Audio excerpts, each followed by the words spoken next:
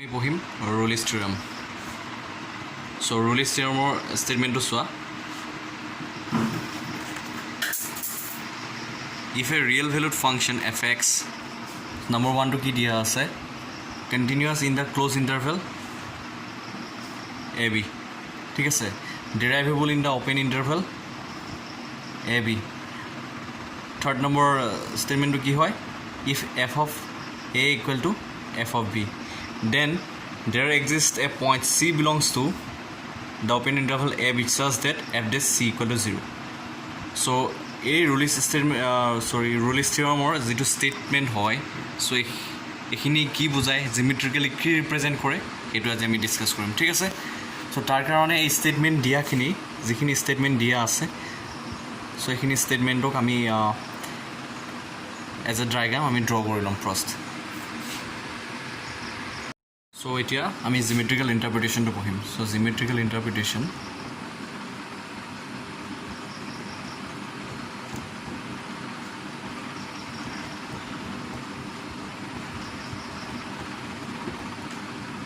চ' ইয়াৰ কাৰণে কি কৰিম, ফাৰ্ষ্ট আমি ৰুলিছ থিয়ৰমৰ যিখিনি ষ্টেটমেণ্ট হয়, চ' ষ্টেটমেণ্টখিনিক আমি কি কৰিম, আমি ডায়েগ্ৰাম এজ এ ডায়েগ্ৰাম আমি ড্ৰ কৰি ল'ম। চ' ড্ৰ কৰিবলৈ কাৰণে কি কৰিব লাগিব first, so' x axis, y axis ড্ৰ কৰিম। চোৱা ইয়াতে কি দিয়া আছে, ইণ্টাৰভেলটো কি দিয়া আছে, এ বি। চ' তাৰ কাৰণে আমি দুটা পইণ্ট কনচিডাৰ কৰিম। এক্স এক্সিছত এটা পইণ্ট হ'ল x equal to c a, আৰু এটা point x equal to b consider কৰিলোঁ। এতিয়া কি দিয়া আছে ষ্টেটমেণ্টটোত, যে এই এক্স ইকুৱেল টু এ আৰু এক্স ইকুৱেল টু বি আমি যদি এই পইণ্ট দুটা যদি আমি লাইন ড্ৰ কৰোঁ, চ' কেনেকুৱা হ'ব, এক্স ইকুৱেল টু এৰ কাৰণে আমি লাইনডাল কেনেকুৱা হ'ব, পেৰেলেল টু ৱাই এক্সিছ হ'ব, এক্স ইকুৱেল টু কনষ্টেণ্টৰ কাৰণে। চ' এইটো লিখিলোঁ ধৰা এনেকৈ, কেনেকৈ আঁকিম, আৰু এক্স ইকুৱেল টু বিৰ কাৰণে লাইনডাল কেনেকুৱা হ'ব, পেৰেলেল টু ৱাই এক্সিছ, এইটো। কিন্তু দিয়া আছে কি ষ্টেটমেণ্টত চোৱা, 3 নম্বৰ ষ্টেটমেণ্টত f of a equal to f of b, that means at the point x equal to a আৰু at the point x equal to বিত দ্য ফাংচনটো ভেলুকেইটা f of a equal to f of b. গতিকে আমি এই line দুডাল, যি দুডাল লাইন ড্ৰ কৰিছোঁ, এই দুডাল আমি সমান লেংথৰ আমি ড্ৰ কৰিব লাগিব, ঠিক আছে। গতিকে আমি ইকুৱেল লেংথৰ লাইন ড্ৰ কৰি ল'লোঁ। ষ্টেটমেণ্টত কি দিয়া আছে, নম্বৰ ওৱান, কণ্টিনিউৱাছ ই ৰিয়েল ভেলুৰ function f x to continuous in the closed interval a b. গতিকে আমি ই ছাপ'জ এই পইণ্টটো দিছোঁ এ, এই পইণ্টটো দিছোঁ নাম বি।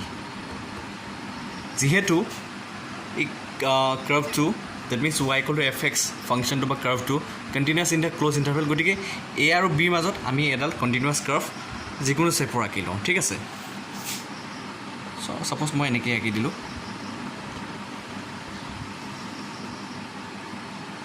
চ' 2 নম্বৰ ষ্টেটমেণ্টটোত কি দিয়া আছে, derivable in the open interval a b, that means the function y equal to f x is derivable in the open interval, derivable the function y equal to f x derivable in the open interval a B.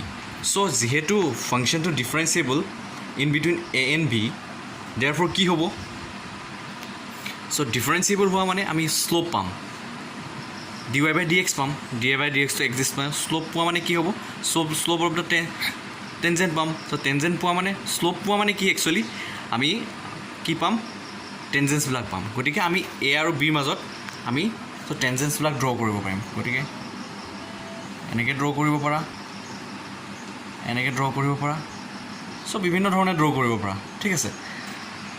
যিহেতু ৰুলিছ ষ্টেটমেণ্টৰ এই 2 নম্বৰ ষ্টেটমেণ্টটো চোৱা, the function is differentiable in the open interval a b, that means এই কাৰ্ভডাল এ আৰু B, এই কাৰ্ভডালত এইখিনিৰ ভিতৰত ফাংচনটো ডিফাৰেঞ্চিয়েবল বুলি কৈছে। চ' ডিফাৰেঞ্চিয়েবল বুলি কোৱাৰ কাৰণে মানে ডেট মিনছ কি হয়, চ' D y by d x exist, আৰু ডি ৱাই বাই ডি এক্সৰ আমি জিমেট্ৰিকেল যিটো ইণ্টাৰপ্ৰিটেশ্যন হয়, তাৰ পৰা আমি কি পাইছিলোঁ, যে d y by d x exist means d y by d এক্সে কি বুজায়, so' slope of the tangent, that means ইয়াতে আমি এই কাৰ্ভডালত টেনজেন্স ডিফাৰেণ্ট টেনজেন্স ড্ৰ কৰিব পাৰোঁ চ' তাৰ ভিতৰত কেনেকৈ ড্ৰ কৰিব পাৰিবা এনেকৈ ড্ৰ কৰিব পাৰিবা এনেকৈ ড্ৰ কৰিব পাৰিবা আৰু ডিফাৰেণ্ট ৱেত তোমালোকে টেনজেন্সবিলাক ড্ৰ কৰিব পাৰিবা ঠিক আছে চ' এমং দ্য টেনজেন্স আমি এনেকুৱা এডাল টেনজেন্ট পাব পাৰোঁ য'ত যিডাল টেনজেন্ট এই কাৰ্ভডালৰ ওপৰত থাকে এটা পাৰ্টিকুলাৰ পইণ্টত থাকে যিটো পইণ্টত এই টেনজেন্সডাল পেৰেলেল টু এক্স এক্সিছ হয় ঠিক আছে চ' এইটো কেনেকৈ ড্ৰ কৰিছোঁ চোৱা এনেকৈ so' this tangent is parallel to x axis at the point x equal to c আকৌ আমি কি পাইছিলোঁ যে স্লোপ অফ দ্য টেনজেন্ট কেনেকৈ লিখোঁ d y by d x equal to f dash x equal to that means d y d এক্সে কি বুজায় স্লোপ অফ দ্য টেনজেন্ট আৰু কেনেকৈ লিখোঁ ইয়াক আমি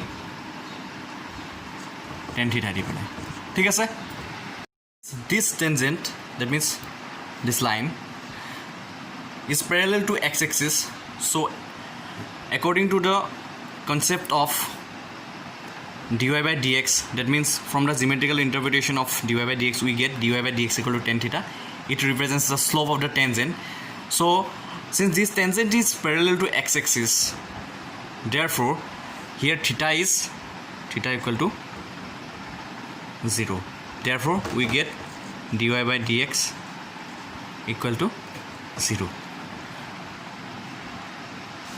so এইটো ক'ত হৈছে d y by d x equal to 0 হৈছে at the point c therefore আমি কি লিখিব পাৰোঁ d y by d x at the point x equal to c equal to f dash c equal to 0 which proves the Rolle's theorem statement গম পাইছানে চ' এইটোৱে কি কৰিলেগৈ লাষ্টত এইটোৱে Rolle's statementৰ যিটো Rolle's theoremৰ যিকেইটা ষ্টেটমেণ্ট হয় এইকেইটা কাৰেক্ট বুলি পেলাই প্ৰুভ কৰিলে ঠিক আছে চ' এনেকৈ আমি বস্তুটো বুজিব পাৰোঁ যে জিমেট্ৰিকেল ইণ্টাৰপ্ৰিটেশ্যনটো কি হয় Rolle's theoremৰ ঠিক আছে